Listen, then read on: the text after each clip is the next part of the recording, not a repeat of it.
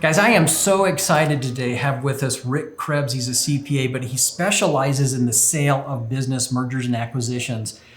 You know, we talk a lot about building your business, and it's not easy, but it's less complicated to climb up a mountain.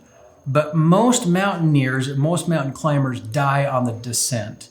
And again, that's just part of what we do with K2 Business Group is we make sure that we're providing you with the right guidance so that you can exit your business, build the right business strategies while you're building the business so that you can exit that business, pay as few taxes as possible, and reap the rewards from your life's work. So with us, I'm so excited to have with us today is Rick Krebs. He's the author of this book, Sell Your Business by Design, Not by Default, and how to get the most out of your business sale. Thank you so much for joining us. You're welcome. Glad to be here. Tell us a little bit about how you got into the business yourself. And you had owned a business and you decided to sell it and didn't have as great of experience as you should have. Tell us a little bit about that background and how it fits into your practice today. That's correct. So the way that I learned how to sell businesses was by selling my own business the first time and getting clobbered. Oh, you made the mistake, huh? I did it. You had an expensive education there, huh? That tuition is much more than the college tuition. So what I did is I built a company, and it was a mortgage company. We were decent size. We were licensed in 23 states, and I sold without an advisory team or the right advisory team. You could do it on your own, huh? That's right. And when you did have CPA behind your name, right? I did, so I knew it all, right?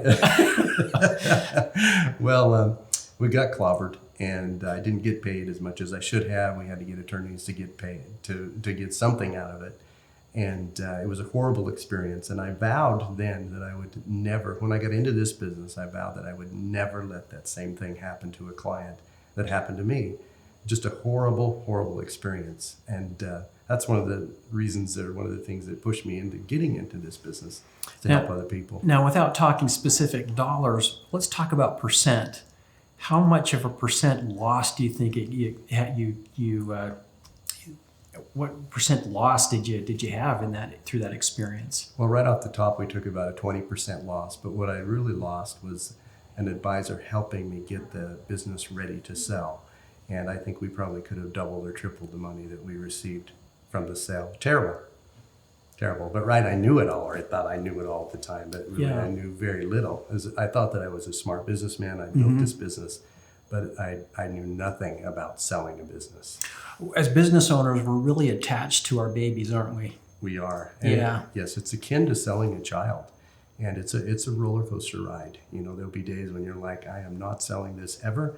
And other days when you're like, okay, tomorrow, let's get this done tomorrow. Just hurry and get it. I'm hurry done. And get it done. Yeah, I'm done. So tell us a little bit about the importance of properly planning to sell, the business. And in my experience, what I've observed is that it's tax savings is an immediate return on investment because the fewer taxes we pay is an immediate dollar for dollar increase in our cash flow, even in our lifestyle, dollar for dollar. So there's very few things that we can do that will return as an immediate return. But talk a little bit about how important it is, and in dollar sense, why it's so important to prepare properly to sell your business. Sure. That's something that we refer to as my time compared to market timing. A lot of people will ask me, they're like, Rick, is it a good time to sell? Right now there's COVID. Like, is it a good time to sell or not? And I don't think that market timing is as important as what I call as my timing, meaning is your business ready to sell? And I think preparation is paramount to getting you top dollar when you sell your business. If you're not prepared, if you haven't done those things that you need to do, both operationally, financially, you're not going to get the most out of your sale. You're not going to get the most money. It's not going to be ready. And I see a lot of other people, they'll take businesses to market. They will take them and just put them out there, and they're not ready. And what happens is the buyers, they see these and they smell blood. They'll say, they're not ready, so I'm going to be able to discount that price down. My philosophy is we take the time, and sometimes we'll work together for several years before the business is ready to sell. And once it's ready to sell, then we put it on the market. We don't list it, but we launch it. We take it and it's ready to go. It's ready to go out in front of those buyers. They ask for the financials. We can give them a good set of financials. We can feel good. We can feel comfortable about the numbers, and we can back those up. And that will get you a much better outcome and a much higher selling price. I think you bring up a really good point. Is it may take years sometimes to prepare the business for sale, and don't come to you 6 months out or 3 months out and say I want to sell my business. Right, and sometimes they're ready. I've had a couple where we're 2 to 3 months we were ready to go. Most of them are not, and you want to prepare. You can't start preparing too early, in my mind. Even when you're starting a business, you're thinking about an exit.